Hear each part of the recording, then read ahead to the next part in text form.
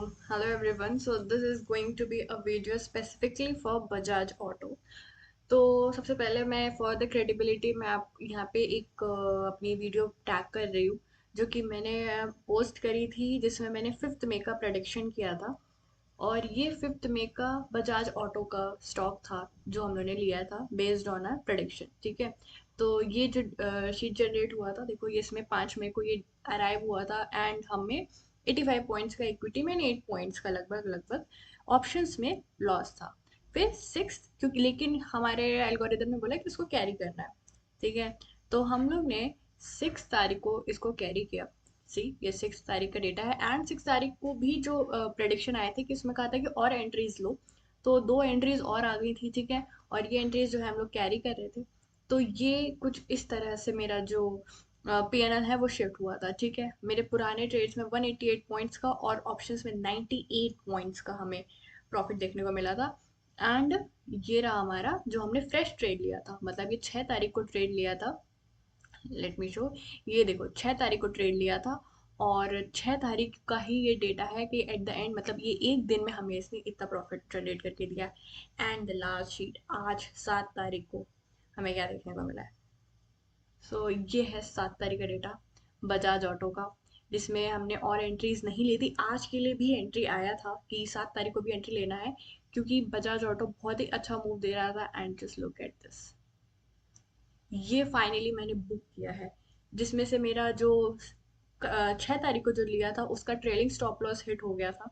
तो हमें इसलिए थोड़ा सा कम हमने इसमें प्रॉफिट बुक किया, लेकिन जो हमने 5 तारीख को लिया था उसमें मेरा टारगेट 2 जो है वो हिट हुआ था। 593 पॉइंट्स का हमें प्रॉफिट हुआ है एंड 205 पॉइंट्स का हमें प्रॉफिट हुआ है ऑप्शंस में। तो ये हमारे पीएनएल परसेंटेजेस हैं।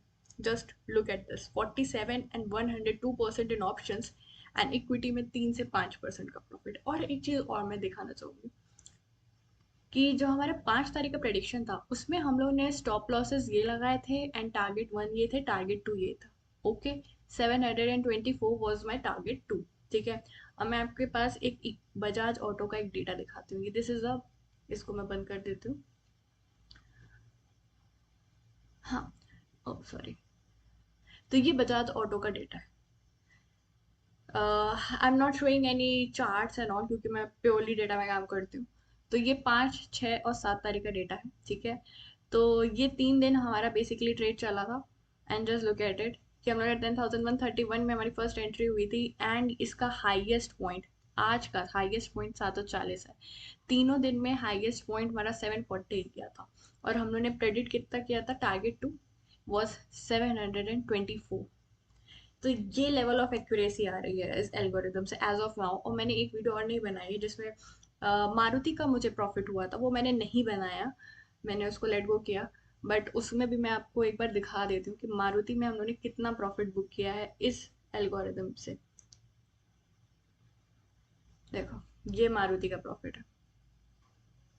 10 लोग कहते हैं ये 6 तारीख का, आज इसमें ट्रेड नहीं लिया हमने ने। 6 तारीख का ये प्रॉफिट है, 125 पॉइंट्स और ये सारे पॉइंट्स आए हैं हमारे 6 तारीख में। तो इस लेवल के प्रॉफिट्स जो एल्गोरिदम है जो जनरेट कर रहा है। आज देख लेते हैं मारुति का क्या था वैसे। मारुति में हमने ट्रेड लिया है क्योंकि मैंने ना इसमें एल्गोरिदम में ये चीज़ किया कि जैसे हम लोग ऑलरेडी पोजीशन में है ना तो हम और पोजीशंस ना लें। ठीक है। क्योंकि हमारे पास एक लिमिटेड फंड होने वाला है। तो मारुति का क्योंकि 6 तारीख को सारा पोजीशन एग्जिट हो गया था। ठीक है। ये चीज़ मैं दिखा देती हूँ। 6 तारीख को हमारा ये ओके 6 तारीख का ये हमारा रनिंग चल रहा था। ओके। तो 6 तारीख का ये रनिंग था, ये बुक नहीं किया गया था। ठीक है। तो ये हम लोग ने ये 7 तारीख को हमारा मारुति में ये चल रहा है 215, 115, 210 एंड 20। आज कोई नई पोजीशन इसमें नहीं ली है, वही जो पोजीशन है वो कैरी हो रही है। एक 167 से 215 ऑप्शंस में थोड़ा कम हुआ क्योंकि थीटा डीके लगेगा ही लगेगा।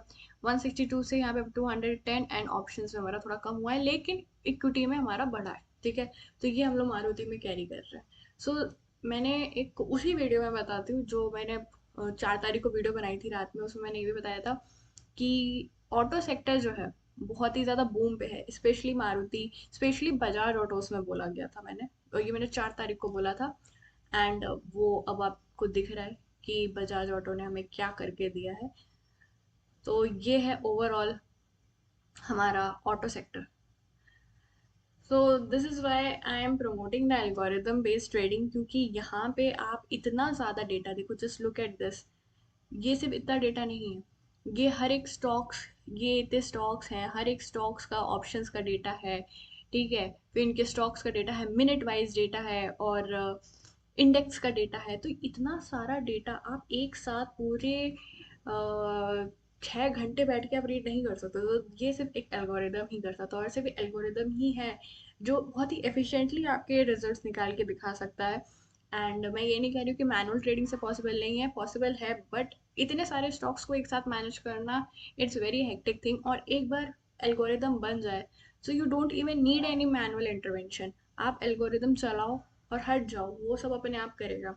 तो मैं इस लेवल का इसमें ऑटोमेशन करूँगी। अभी तो खैर ये सिर्फ सिग्नल्स जनरेट कर रहा है एंड हमें एक पीएनएल का डेटा जनरेट करके दे रहा है कि if we had taken the trade, तो ये हमें रिजल्ट जनरेट करके देता। एक बार ये मेरा एकदम, मुझे 1 महीना 2 महीना जब मैं इसको टेस्ट कर लूँ कि हाँ अब ठीक चल रहा है, मुझे अब सेटिस्फैक्ट्री रिजल्ट मिल रहे हैं, तो इन 28 स्टॉक्स को मैं बहुत ही कंसाइज कर लूँगी, कुछ 4-5 स्टॉक्स में या 10 स्टॉक्स में, जो भी है। फिर उसके बाद मैं सिर्फ उन्हीं स्टॉक्स में रियल मनी से ट्रेडिंग करूंगी एंड आई ट्राई कि मुझे कुछ फंडिंग अकाउंट्स मिल जाए, क्योंकि इक्विटीज़ में पैसा लगाना, फ्यूचर्स में पैसा लगाना, इट रिक्वायर्स हैवी मनी, ठीक है। सो अगर मुझे एक बार फंडिंग अकाउंट मिल जाते हैं तो फिर ऑफ कोर्स मैं इक्विटीज़ में भी लगाऊंगी अपना पैसा। मैं इतने स्टॉक्स में नहीं लगा सकती, ऑप्शंस पे लगाऊंगी, और अगर फ्यूचर्स पे या फिर एक दो पे लगाऊंगी, but I deploy my real money, क्योंकि ये एल्गोरिदम मैं सिर्फ हवा बनाने के लिए, ऐसे वीडियोस बनाने के लिए नहीं बना रही हूँ। ये एल्गोरिदम बन रहा है एक्चुअल मनी जनरेट करने के लिए। तो ये एक बार हो जाता है, then will see how it goes, but this is what it is looking right now. Bye bye.